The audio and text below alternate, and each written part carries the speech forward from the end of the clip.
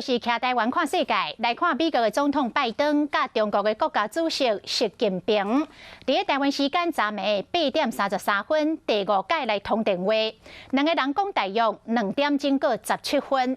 除了讲俄罗斯甲乌克兰的战争，讲美国甲中国的合作之外，上界重要的议题就是台湾。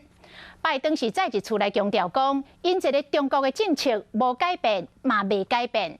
习近平是来警告美国，爱遵守一个中国的原则，也若无耍火者一定会烧着家己。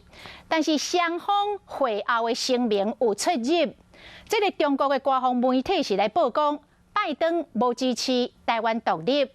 那美国白宫的干部嘛无用到“一个中国”这个词，干那反对单方面改变台海宪法的状况。那咱的外交部是讲，美国伫通电话通了的第一时间，就随甲咱干报了。